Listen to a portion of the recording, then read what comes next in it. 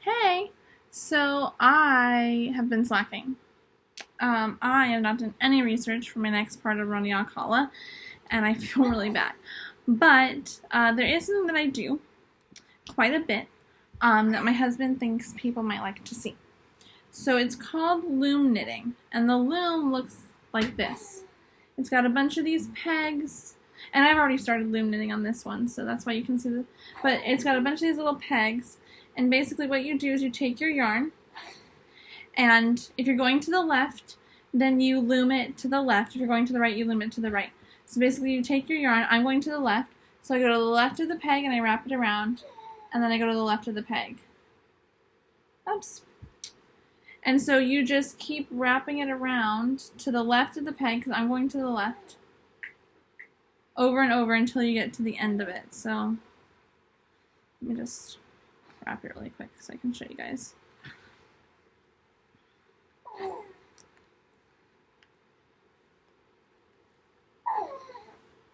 That's my daughter in the background. She's talking. Okay, and then when you get to the end, there are these pegs at the end, and you wrap the yarn around it because that anchors it so that it stays here. Because if you don't anchor it, it will not stay up at the top like it does. Now this part, it doesn't matter which side you start from or which way you go. There's a little needle that looks like this. See, it's got a little curved top, and it's not sharp. It doesn't hurt. I actually have two of these. Anyway, what you do is so now, because we wrapped it, there are two. There's one on the bottom here and one on the top here. There's 2 rows of yarn, okay? And so what you're going to do is you're going to take your little needle, and there are also these grooves in the pegs here. And so you're going to take your needle, you're going to go into the groove, and you're going to go under the first yarn, the first spool of yarn. So you're going to take it, go into the groove, and pick it up like this. Okay? And then all you're going to do is you're going to go up and over. And that's all you do. Then you just go up and over. Just over and over again. So it doesn't take that long to do. And see, she's talking. She's letting you know she's here. But seriously, that's all you do. You just go up and over on all of them. And you do it on both sides. So if you look, I only have 1 row of yarn on this side. The bottom one is gone because it's up here on the top.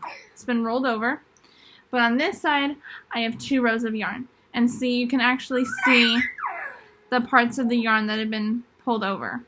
Okay, so you do the same thing to the other side. And you just pull them over. Now this part can take a little bit of practice. And sometimes I mess up. I hear you, baby girl. Like, for example, if I accidentally, if it wants to work for me now, of course now it doesn't want to do it. I might have to unanchor that real quick. Okay, so if, for example,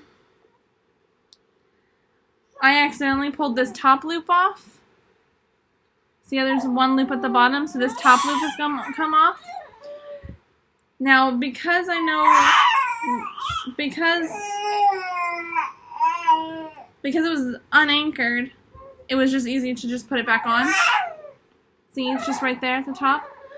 But if it comes undone and you haven't finished the whole thing, it usually comes undone on one of the ends.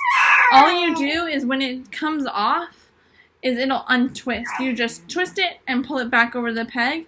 So once you pull all the loops over, you just push all of it down.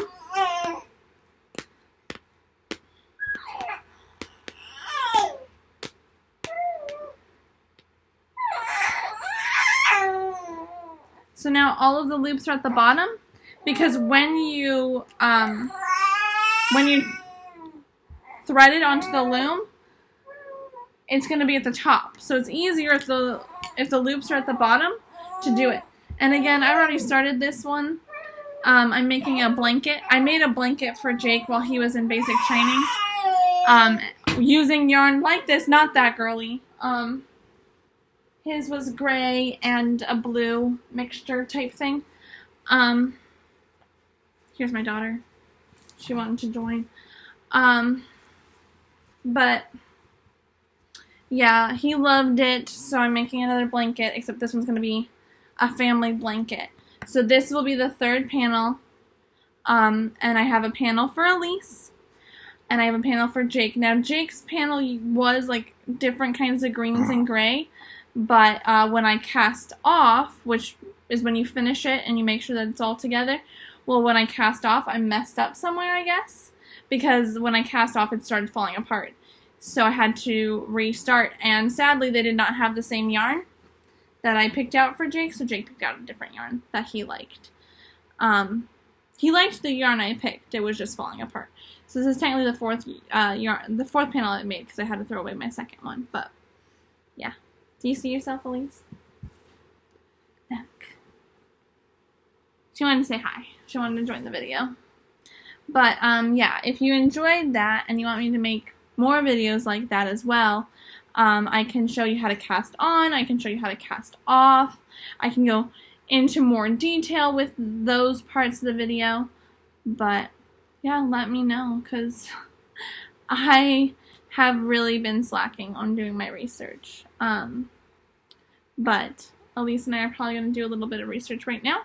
That's what I was going to do, but I remembered my husband said that might be interesting for some people, so that's all of it for today. And I will try very hard to get the next Rodney Alcala part posted by the end of the week. Okay, say bye. Say bye. Messed up, sorry. Bye.